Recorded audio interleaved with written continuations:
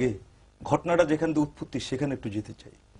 মাওলানা আল্লামা দেলোয়ার হোসেন সাঈদীর ফাঁসির আদেশ দিয়েছেন ট্রাইব্যুনাল। যে ট্রাইব্যুনালের সম্পর্কে মাহবুব ভাই বলেছেন যে দেশীয় এবং আন্তর্জাতিকভাবে এমনকি শাহবাগের কাছেও গ্রহণযোগ্য হয়নি। যখন কাদের মোল্লার যাবজ্জীবন দিল তখন মানি না, আর যখন সাঈদী সাহেবের ফাঁসি দিল তখন উল্লাস, মানি মানি মানি। তার মানে শাহবাগ ফাঁসি দিতে বললেন, কোর্টও ফাঁসি দিয়ে দিলেন, বিষয়টা এমন দাঁড়িয়ে গেল। আমি একটু আসতে চাই যে দেলোয়ার হোসেন সাঈদীর অপরাধটা কি। এখানে দুইটি বিষয়ে তারা আমলে নিয়েছে, 20টির বিষয়ে 12টি তারা বাতিল করে দিয়েছে, 8টি তারা আমলে নিয়েছে।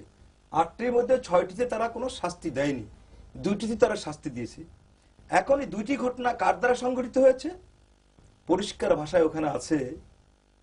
সেখানে আছে দেলোয়ার হোসেন শিকদার ওরফে দেলু শিকদার নামে একজন রাজাকার ছিলেন, কুখ্যাত রাজাকার ওই এলাকায়। তিনি এই ঘটনাটি ঘটিয়েছেন। এটা বুঝতে হবে, দেলোয়ার হোসেন শিকদার ওরফে দেলু শিকদার, তার বাবার নাম হইল রসুল শিকদার। তিনি বিশাব আলী এবং ইব্রাহিম কুটি হত্যা মামলায় জড়িত। এখন এখানে কি হলো, এই কুখ্যাত রাজাকারের নাম এসে হলো সাঈদী সাহেবের ক্ষেত্রে। তার বাবার নাম কি? দেলোয়ার হোসেন সাঈদী, ইউসুফ সাঈদী।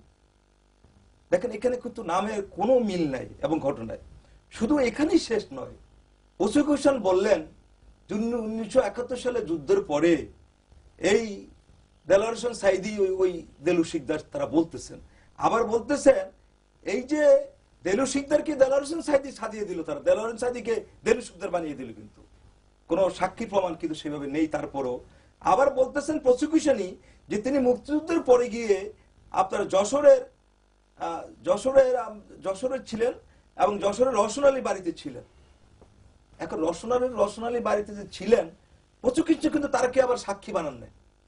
এখন ডিফেন্স লয়ার সাঈদী সাহেবের যারা লয়ার তারা তাকে সাক্ষী, তিনি বলছেন আইসা যে দেখেন উনি আমার বাড়িতে ছিলেন, কখন? মুক্তিযুদ্ধ শুরু হওয়ার পর থেকে জুলাই মাস পর্যন্ত আমার বাড়িতে ছিলেন। তার মানে ঘটনাটি ঘটেছে মুক্তিযুদ্ধের ওই মে মাসে, 1971 মে মাসের ঘটনা দিয়ে 2টি মামলা কিন্তু মুক্তিযুদ্ধের মে মাসের ঘটনা, যেখানে তাকে ফাঁসাচ্ছে।